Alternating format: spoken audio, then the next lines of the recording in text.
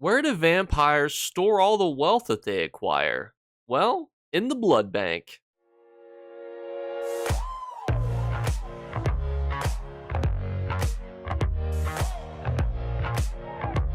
What's going on, YouTube? Today we're going to break down the ESO Halloween event because starting October 24th, you're going to be able to get all of those spooky rewards. Now, it's not just spooky rewards. A lot of them are quite valuable and essential to you, either if you're trying to make money, get resources for yourself, or overall just have a spooky time. Anywho, today we're going to break down all of the nitty-gritty pieces, the best event farms for you, and how you can make sure that you can optimize the Witches Festival to your liking. And some quick housekeeping items is that the 100% XP buff is 100% passive. You used to have to blow a whistle. I know, that was a little suspect then. Now you don't have to do that. Just by logging in, you're going to get yourself that XP bonus.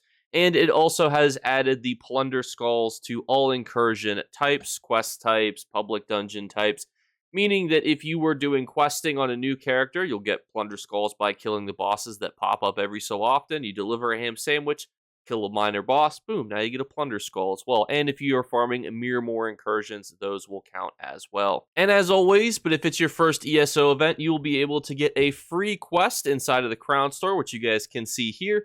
Simply head down and complete that, and you will get started on the official event quest. These are not necessarily essential to do, but they can provide additional rewards boxes if you would be interested in doing so. And how can you get event tickets? Well, all you need to do is kill a single incursion boss, quest boss, delve boss, public dungeon boss, normal dungeon boss, trial boss, arena boss, or world boss. Your first one of the day will give you a highlighted plunder skull, which you can see here in gold, and you'll get your 2 event tickets. Now, what's a bit cattywampus about this event is that you can see the Dremora Plunder Skull Delve is highlighted in gold. You actually can do the other types as well for bonus loot for your first time each day, but you will only get the 2 event tickets the first time. And as per usual, if you do the same type of boss, you get then a purple reward crate to go with it. That's going to be your generic Dremora Plunder Skull. So if you kill a second Delve boss, you're just going to get a purple rewards crate. And you're going to see here all of the chances of things that have to drop. And there's quite a few things, but we're going to wait on that until we get a little bit further down. But this is the new style, which I don't know how I feel about. It definitely is very unique. I love the skull in the hands. But it's just such a different outfit than what I would normally put on my characters. And so here's the unique thing about these plunder skulls is, as you can see, there's different locations of them. For example, the final trial boss will give you the trial plunder skull. Ooh, and now there's different Dremora sources because it's added to include the Infinite Archive. But what you need to know about this is that it's not important. And what I mean by that is, so yes, if you were like, Jake, I really want to get the Dremora weapons, I'm going to farm the Infinite Archive. You don't have to do that because the Dremora pieces are very cheap. They look super cool. They're very cheap. We're going to talk again at the end about the best ways to farm this event, and you can basically ignore this whole scheme of, well, if you go and do different types of content, you have a chance to get different types of Dremora motifs, which is true, but it's not going to be relevant because these pieces literally on console, where inflation is the lowest, sell for like 100 gold a piece. And if you're interested in getting these 2 items here, all you need to do is get the Pumpkin Plunderer achievement, which will give you access to the bust on the right. And then every time you defeat Lord Hollowjack, you have a chance to get to this bust on the left. This brand new house will also be available, but only the first 2 fragments of it. So you're going to have to wait until the next event to get the full 3-piece fragments to get the actual house itself. But notably, this house is exceptionally beautiful, and I'm excited to get this house. And then we have the new addition, which is Lord Hollowjack himself, which I'm curious about the lore of, just because ESO always has lore for all of their events. And it's going to be interesting to see. This guy's got 6.6 million health, several phases, and ads that join him. Now, he's going to be tied to the questing that's done through the Witches Festival. So if you're just focused on rewards boxes, you don't necessarily have to worry about him. But remember to loot the Hollowjack because he's a very small chance to offer you the all-new special reward style in a single skull. So potentially he could give you access to items that are more valuable, but also it's definitely going to take you longer to put together a team that can kill something with 6.6 million health. And that whole time you could have been killing dragons in your homeland, which will drop you Dragon Ream, Dragon Blood, and Plunder Skulls, and Dragon Bile, all of which are worth tons of money as well. So we'll wait till the end to kind of talk about what's the best thing for you to farm, but this is a really cool addition to the game, and I'm really excited to actually go out and kill this bad Mammoth Jamma. And ESO Hub, those little rapscallions, they actually have a breakdown of the fastest way to farm the Witch's Skulls, which they say is by farming Fungal Grotto 1 but on speedruns. And they say that it's very easy to run, and the mechanics aren't difficult. Ain't that the truth? So when it comes to is that the best for you will depend. Again, the Witches Festival, you can get them pretty much from any world boss source. And oftentimes, I don't look at it as the best box per hour. I look at it as the best rewards per hour, including the content that you're doing. And realistically, farming Fungal Grotto 1 is only going to be giving you reward boxes. The sets from there are a bit buns.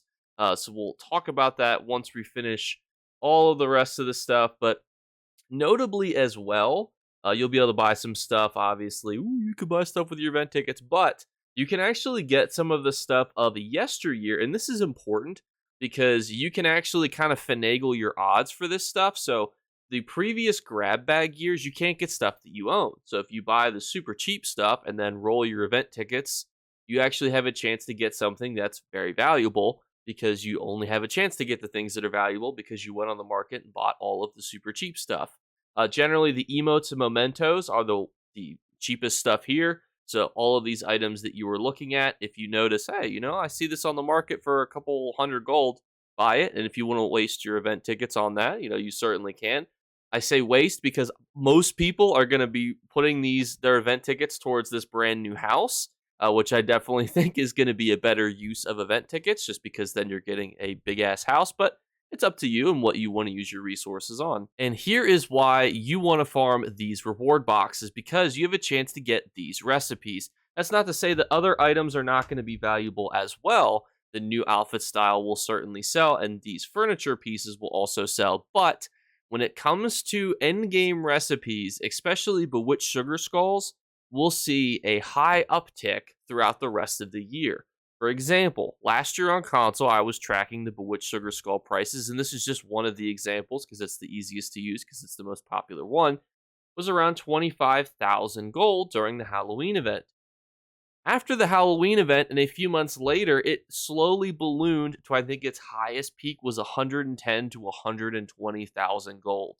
Meaning that if you just picked up 10 of these, you were able to get over 1,000,000 gold, and all you needed to do was farm Plunder Skulls, which is the easiest event farms you could do in the game. You could literally just sit at a delve boss if you really wanted to and kill it on repeat every 5 minutes. That's not to say that these designs are worthless. I definitely think that some of them have value. It's just a little bit trickier, obviously, to sell furniture recipes, especially because the Halloween kind of decorative things that are going to be going on are not going to be going on once you get these items, because Halloween will be over essentially right as you're getting these. So unfortunately, these are going to be a bit trickier to sell, but overall, they're still perfectly serviceable items that do have decent value. And then we round off with the other just generic items that you can get that are non-recipe-esque. And that wraps up the article. So that is all of the information about this year's newest Halloween event.